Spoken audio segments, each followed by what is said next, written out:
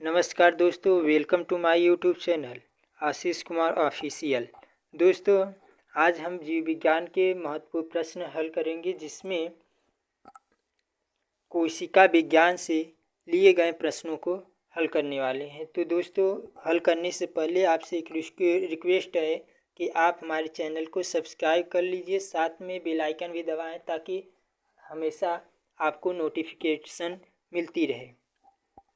दोस्तों, इसमें पहला प्रश्न है कि राइबोसोम किसकी सतह पर पाए जाते हैं। तो ऑप्शन है ए कोशिका कला, बी कोशिका भित्ति, सी अंतर्द्रवी जालिका और डी गुणसूत्र। तो इसमें ऑप्शन नंबर सी अंतःद्रवी जालिका में पाए जाते हैं।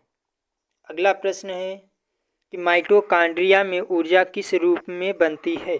ऑप्शन है ए एटीपी, बी मंड, सी एंजाइम, डी डीएनए।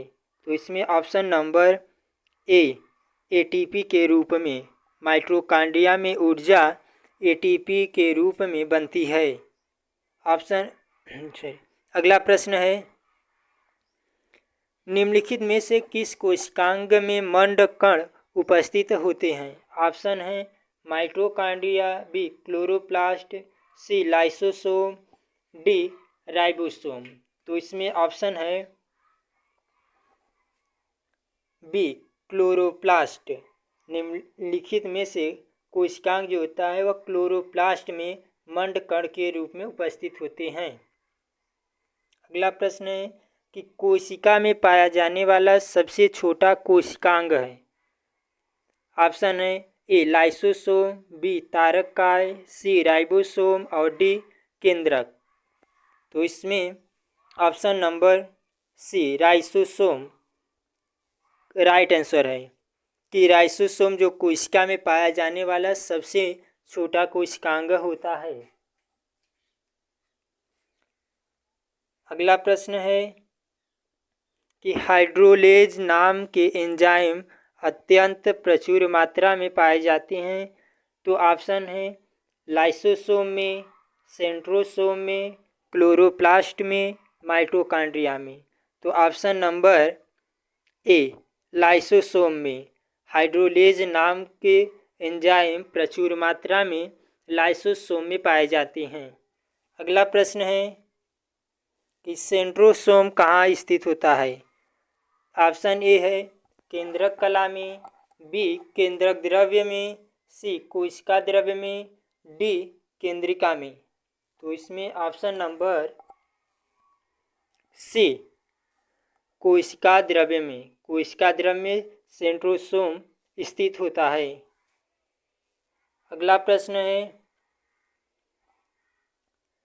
क्रोमोसोम मुख्यतः बने होते हैं। क्रोमोसोम मुख्यतः किसके बने होते हैं। तो ऑप्शन ए है प्रोटीन के, बी आरएनए के, सी वर्णक के, डी डीएनए के।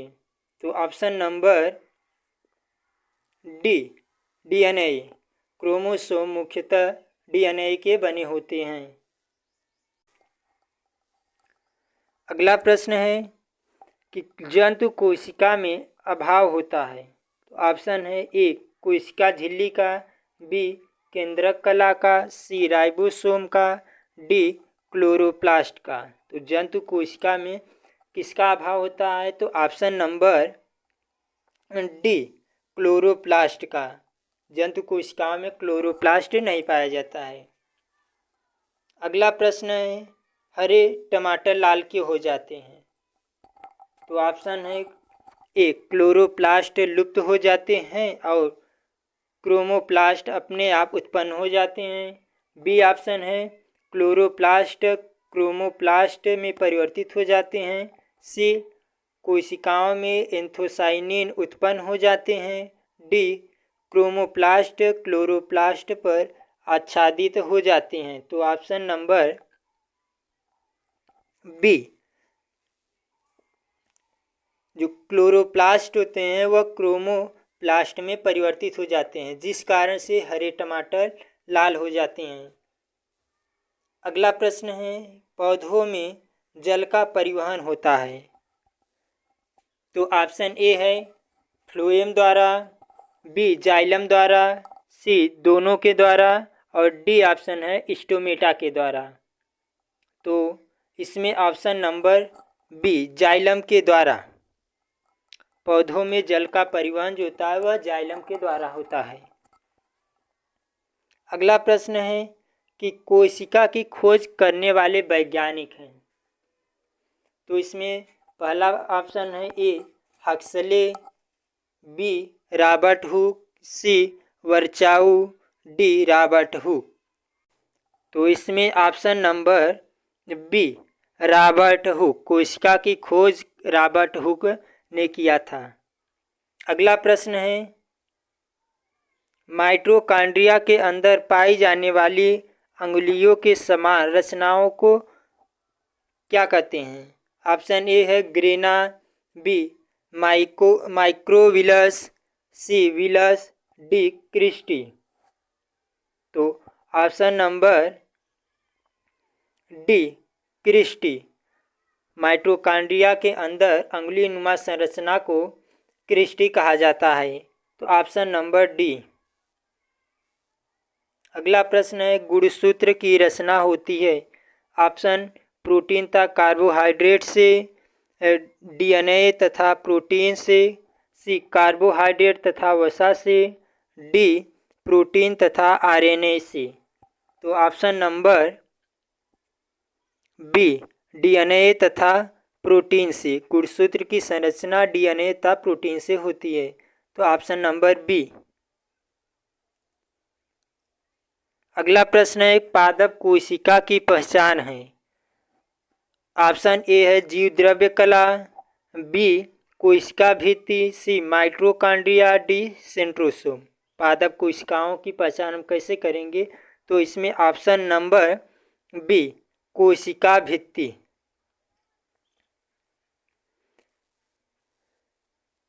कोशिका भित्ति, पादप कोशिकाओं की पहचान कोशिका भित्ति के द्वारा की जाती है। अगला प्रश्न है कि प्रत्येक जीवधारी की सूक्ष्मतम इकाई है। तो ऑप्शन ए है माइटोकॉन्ड्रिया, बी कोशिका, सी ऊतक, डी केंद्रक। तो ऑप्शन नंबर बी कोशिका, प्रत्येक जीवधारी की सूक्ष्मतम इकाई कोशिका होती है। तो ऑप्शन नंबर बी। अगला प्रश्न है कि जीवद्रव्य की रचना होती है। तो ए जल तथा कार्बनिक पदार्थों से, बी केवल जल से, सी जल तथा अकार्बनिक पदार्थों से और डी जल अकार्बनिक तथा कार्बनिक पदार्थों से। तो ऑप्शन नंबर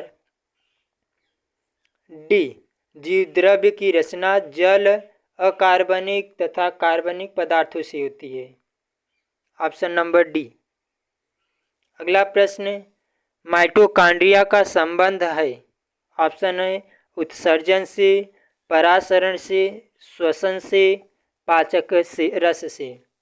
तो ऑप्शन नंबर सी श्वसन से, माइटोकॉन्ड्रिया का संबंध श्वसन से है। अगला प्रश्न है कि केंद्रक की खोज करने वाले वैज्ञानिक हैं। Option A Altman, B Robert Brown, C Muller, D Singer. तो option number B Robert Brown, केंद्रक की खोज करने वाले वैज्ञानिक Robert Brown. Option number B. अगला प्रश्न है प्रोटीन निर्माण के लिए आवश्यक है। ऑप्शन ए ग्लूकोज, बी वसा, सी एमिनो एसिड, डी सभी तीनों। तो इसमें option number C amino acid, amino acid protein निर्माण के लिए आवश्यक हैं। तो विकल्प नंबर सी। अगला प्रश्न है कोशिका का श्वसन केंद्र है। तो ऑप्शन ए केंद्रक, बी राइबोसोम, सी गाल्गी काय, डी माइटोकॉन्ड्रिया। तो ऑप्शन नंबर डी माइटोकॉन्ड्रिया, कोशिका का श्वसन केंद्र माइटोकॉन्ड्रिया होता है।